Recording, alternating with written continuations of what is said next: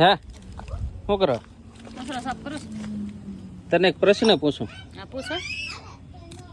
જો સગનની માને 4 દીકરા, મગન, મનસુખ ને મેરામણ, ચોથા દીકરાનું નામ શું છે?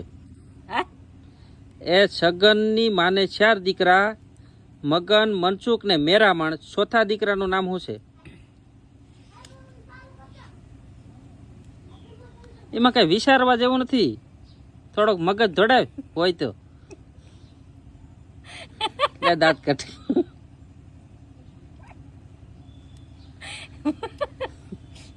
તમને ખબર છે તો તમે ઠપકાર, થોડોક મગજ આમ ઠપકારવાનું, આમ ગોઠણ ઠપકાર ને એટલે આગળ આવે.